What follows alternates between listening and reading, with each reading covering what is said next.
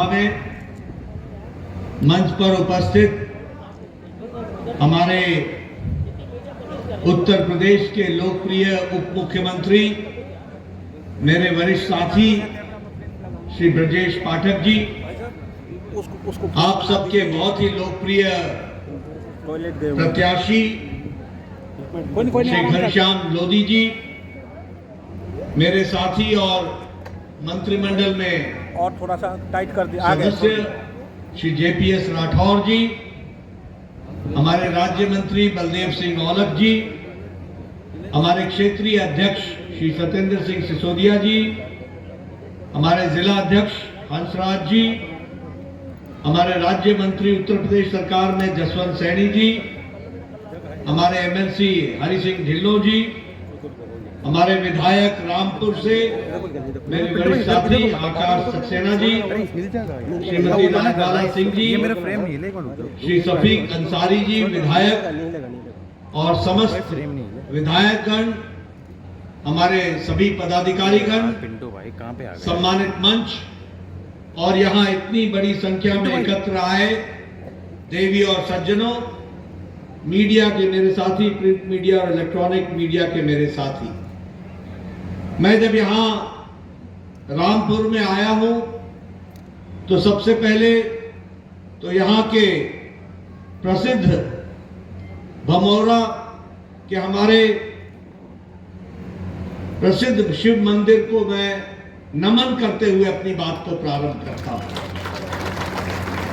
साथ ही साथ रामपुर के नींव रखने वाले ऐसे राजा राम सिंह जी को भी याद करता हूं, जिन्होंने रामपुर की नींव रखी। ऐसे राजा राम सिंह कठेरिया जी को भी मैं नमन करते हुए अपनी बात को प्रारंभ करता हूं। मित्रों, ये चुनाव का समय है, ये चुनाव की बेला है और यहां जब मैं आया हूं तो अभी अभी प्रधानमंत्री जी ने हमारे भारत के पूर्व प्रधानमंत्री, जिनको हम किसानों के नेता के रूप में जानते थे, जिनका उत्तर प्रदेश में और देश में एक नाम रहा और किसानों की बात को लेकर के उन्होंने अपना जीवन लगाया, ऐसे चौधरी चरण सिंह जी को भी भारत रत्न से नवाजा गया प्रधानमंत्री द्वारा। उसके लिए भी मैं प्रधानमंत्री जी का धन्यवादी हूं। आज मैं काफी समय बाद रामपुर आया। मुझे रामपुर की पुरानी तस्वीर भी याद है। वह तस्वीर भी याद है जब यहां बहु बेटियां सुरक्षित नहीं थी। मुझे वह तस्वीर भी याद है जब व्यापारी सूरज ढलने से पहले अपनी दुकान बंद कर दिया करते थे। मुझे वह तस्वीर भी याद है जब यूनिवर्सिटी कॉलेज में जाने वाला बच्चा भी और हमारी बेटियां भी जब तक घर में सुरक्षित न पहुंच जाएं तब तक मां बाप की धड़कन धड़कती रहती थी। यह परिस्थिति भी देखी और आज का उस समय का माफिया राज भी हमें याद है।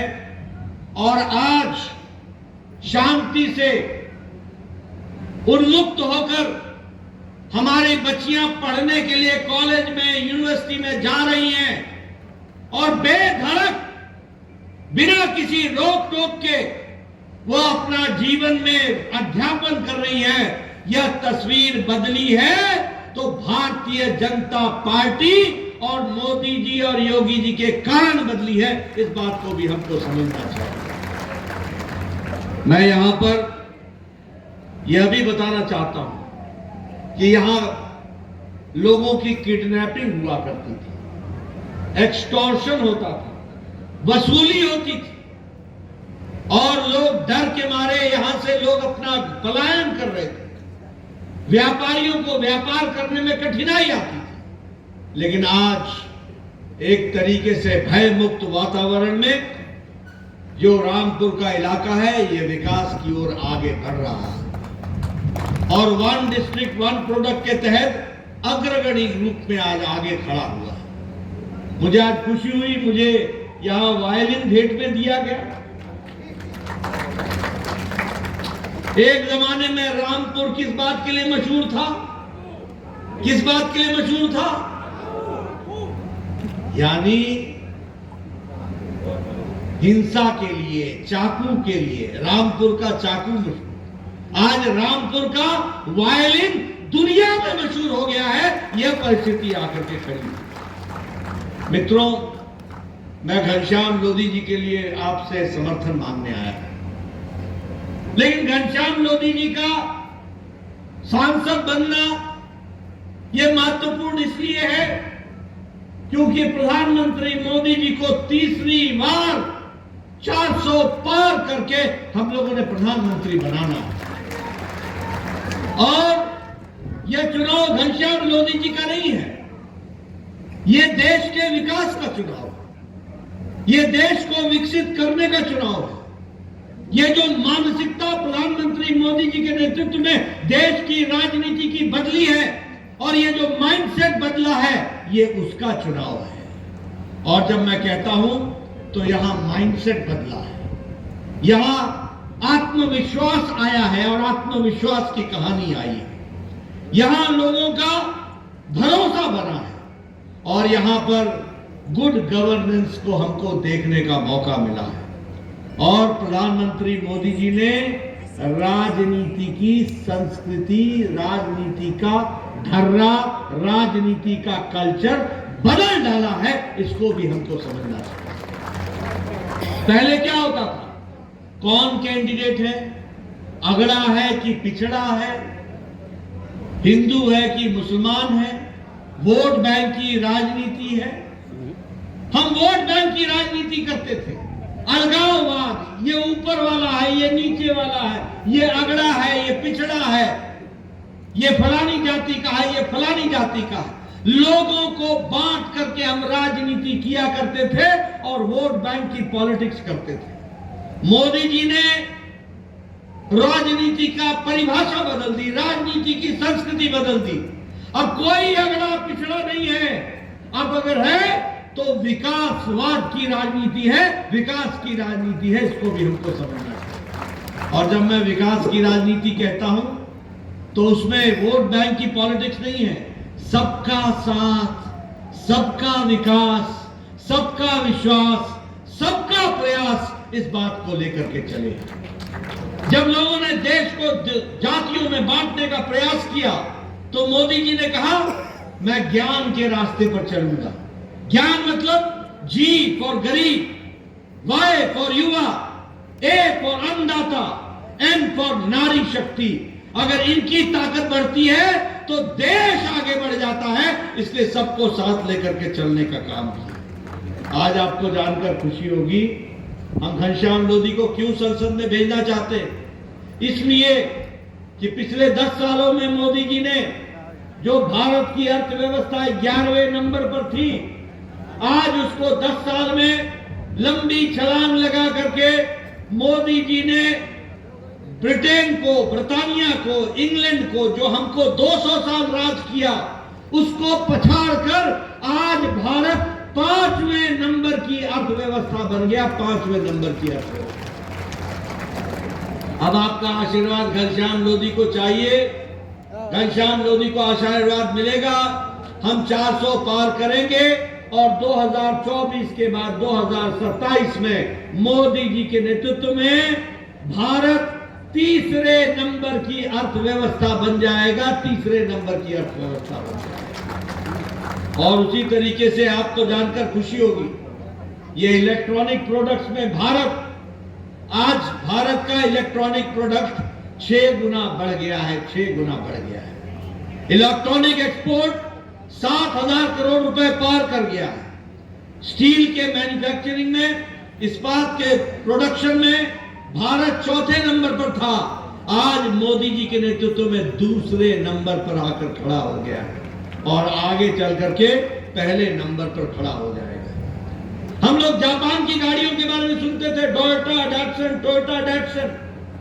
आज भारत जापान को पछाड़कर ऑटोमोबाइल मार्केट में तीसरे नंबर की मार्केट बन गया है। याद रखना, तीसरे नंबर का भारत बन गया। केमिकल एक्सपोर्ट में 168% की वृद्धि हुई है और पेट्रोकेमिकल्स में लगभग 106% की वृद्धि हुई है और प्रधानमंत्री जनधन योजना में लगभग 28 करोड़ बहनों के खाते खुले हैं और बहनों का, महिलाओं का सशक्तिकरण हुआ है।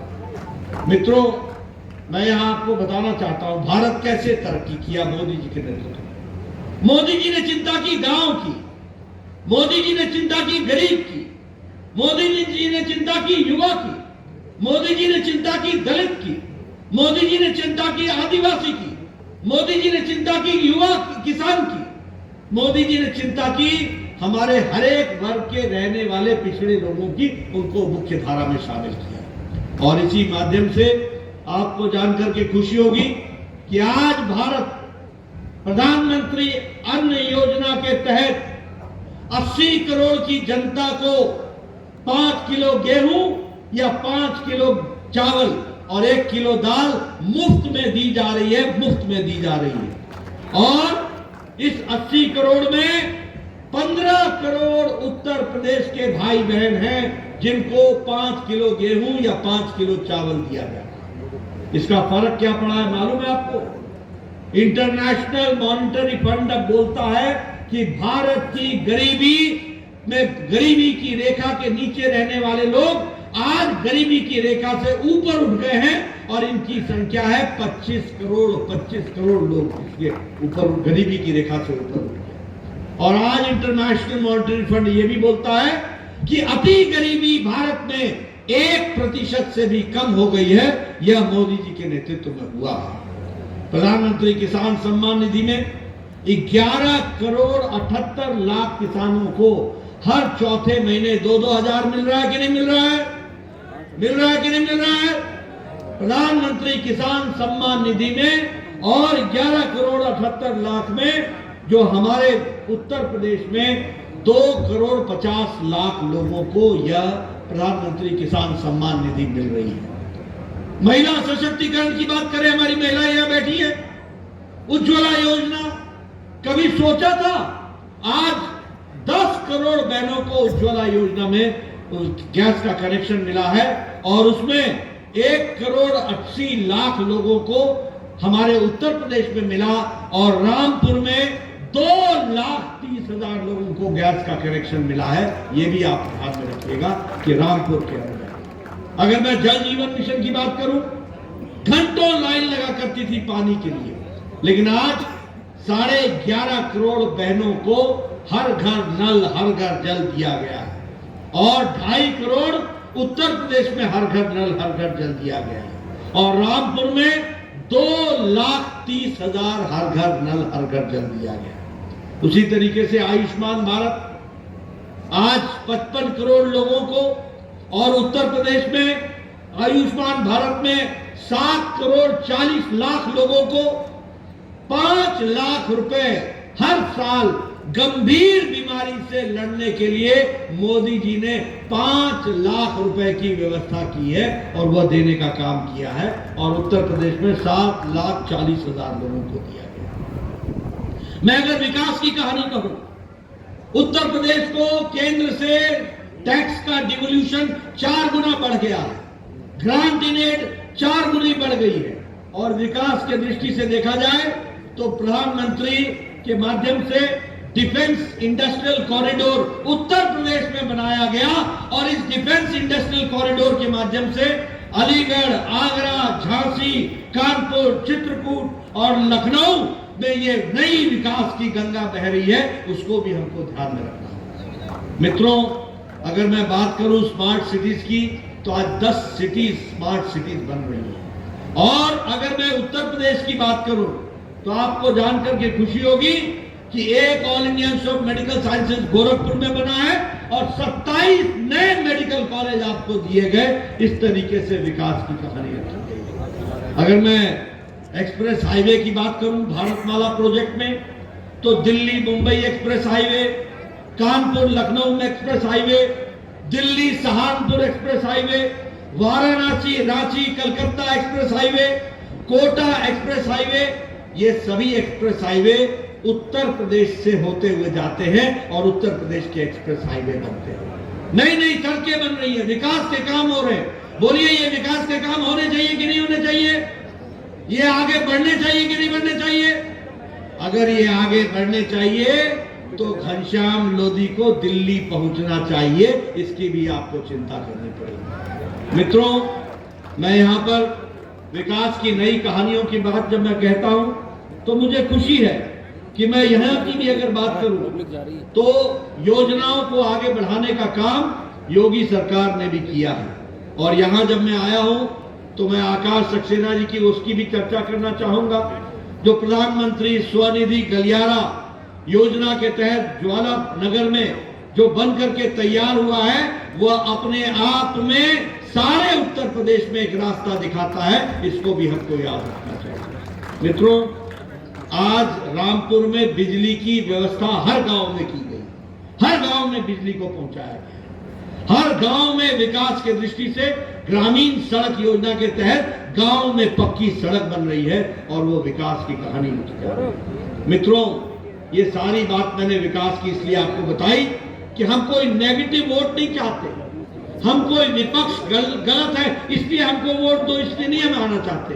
हम ये बताना चाहते हैं कि 21वीं शताब्दी का भारत, तीव्र गति से बढ़ने वाला भारत, उत्तर प्रदेश उत्तम प्रदेश बनने वाला भारत, उत्तर प्रदेश एक समय जिसको हम बीमारू राज्य कहते थे, आज बीमारू राज्य उत्तम राज्य के रूप में आगे बढ़ा है, उत्तम प्रदेश के रूप में आगे बढ़ा है। इसलिए हम आपसे वोट मांगना चाहते हैं। मित्रों, मैं यहां इंडी अलायंस के बारे में भी बात करूंगा, मैं घमंडिया गठबंधन के बारे में भी बात करूंगा।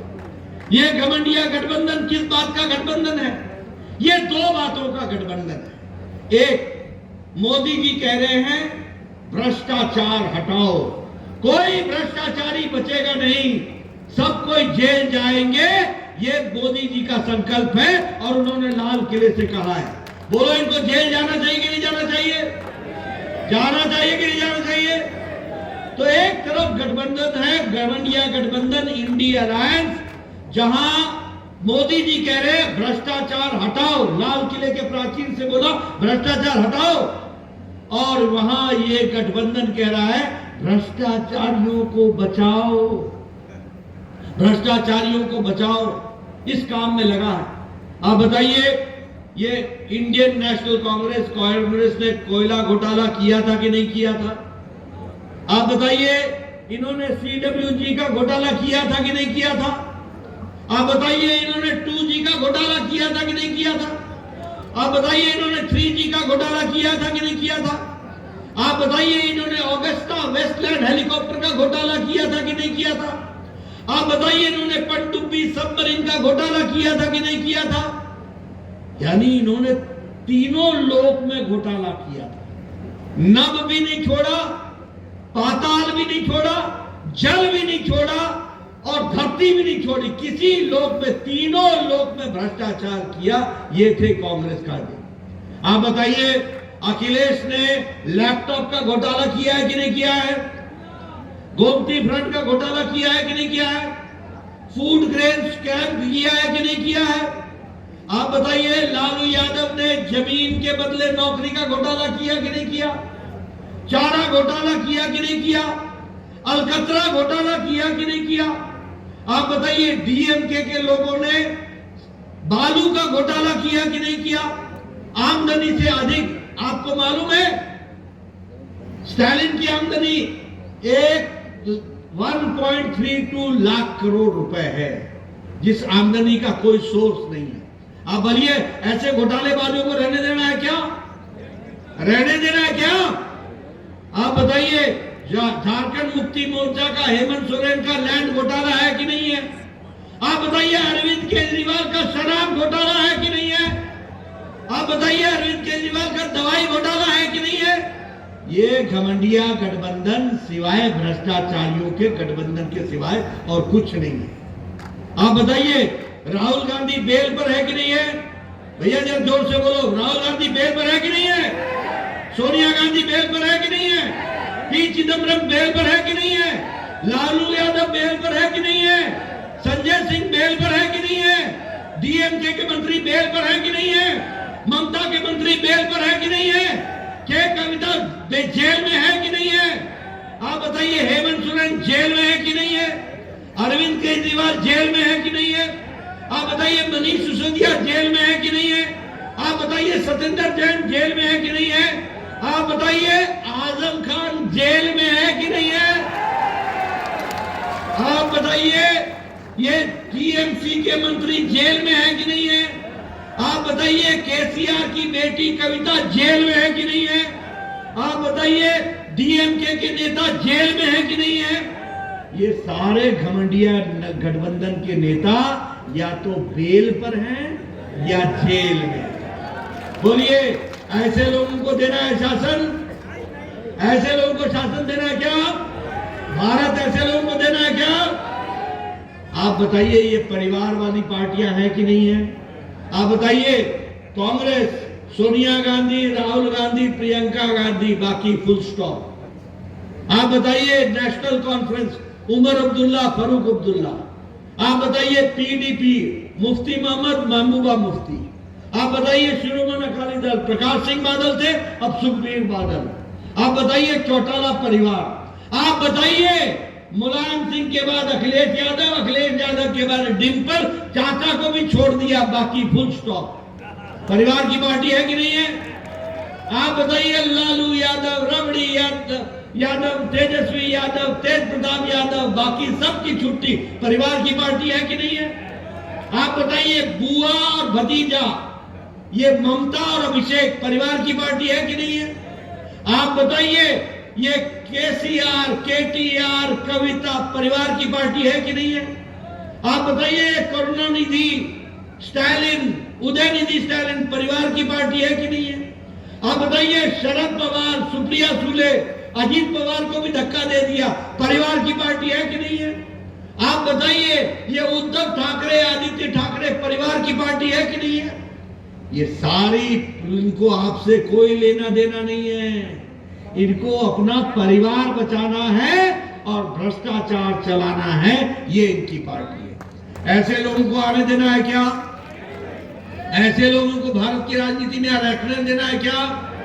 मोदी जी ने सही कहा है कि नहीं, लाल किले के प्राचीर से भ्रष्टाचारियों को मैं दंडित करके रहूंगा।